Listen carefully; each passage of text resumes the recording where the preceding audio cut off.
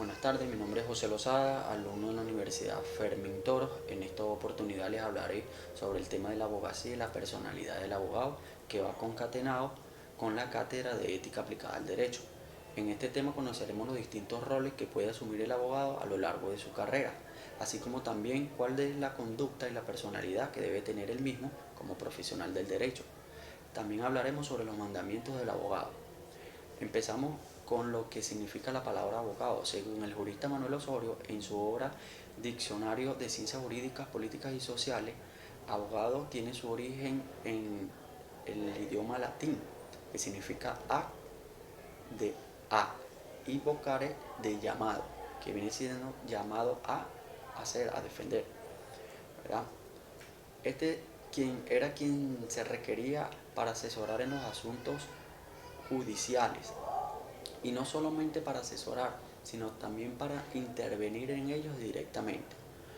En las antiguas civilizaciones eran conocidos como los denominados voceros o personeros, que se encargaban de ejercer la defensa a través de la voz y defendían a las demás personas. Por lo menos en la civilización hebrea, algunas personas defendían sin ningún lucro ni ningún interés a las personas que no podían defenderse por sí mismas. En cambio, en Roma, en Persia, en Babilonia y hasta en Caldea, se reunían el grupo de los más sabios y debatían en frente del pueblo para todas sus ideas y las causas para luego ser juzgadas. Ahora, en la antigua Grecia, los más dotados de oratoria eran los encargados de defender a sus amigos ante el areópago, que eran los tribunales supremos de justicia. Ahora, el diccionario jurídico venezolano entiende por abogado el que ejerce la abogacía con título legítimo, que aboga o defiende ante los tribunales.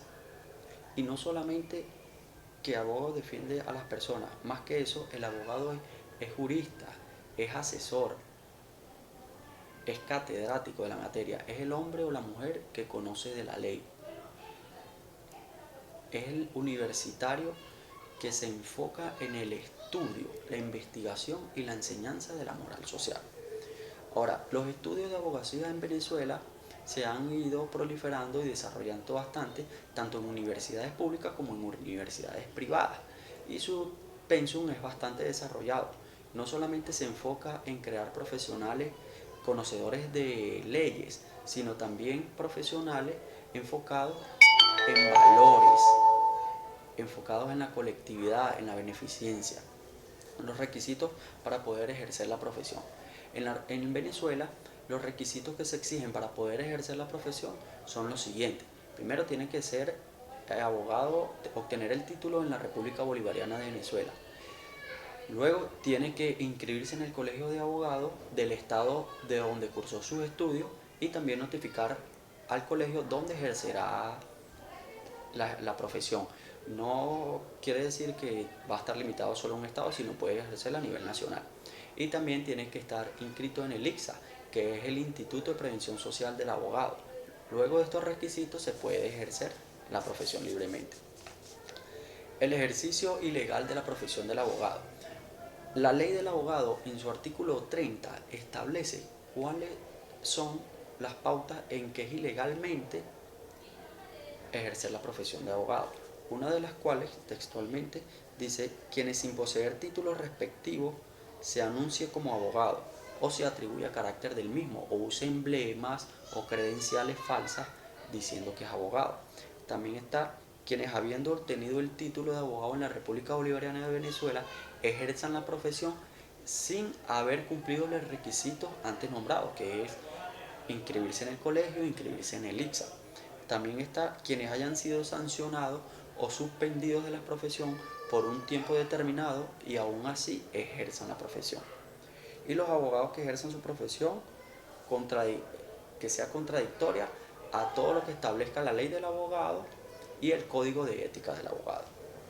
Ahora, los mandamientos del abogado son los siguientes. Estudia.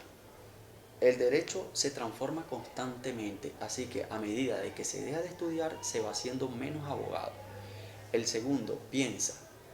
El derecho es una ardua, el derecho se aprende estudiando, pero se ejerce pensando. La tercera es trabaja. La abogacía es una ardua labor siempre en pro de la justicia. Procura la justicia. El deber es luchar por el derecho. Pero si se encuentra una contradicción de una lucha entre el derecho y la justicia, el deber es luchar por la justicia. Ser leal, leal al cliente, leal a la contraparte, leal al juez, leal al cliente en todo momento hasta que uno sepa que éste es indigno de esa lealtad. Leal a la contraparte, así la contraparte sea desleal. Y leal al juez, ya que éste desconoce de los hechos y cree en uno, que es el profesional del derecho, de lo que uno le está diciendo que es veraz. Tolerancia. Tolera la verdad en la misma proporción en que se quisiera que se le tolerara la verdad a uno. Y la paciencia. En el derecho, el factor tiempo es determinante. Es muy importante, ya que si las cosas se hacen rápido o no se llevan las pautas de tiempo que corresponde, puede ser contraproducente con uno. La fe.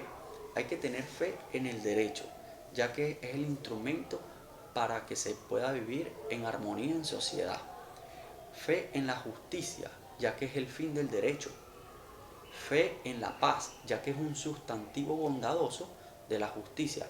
Pero sobre todo, fe en la libertad, ya que sin esta no existe ni derecho, ni justicia, ni paz. También otro de los mandamientos del abogado es olvidar, ya que la abogacía no es una profesión de pasiones.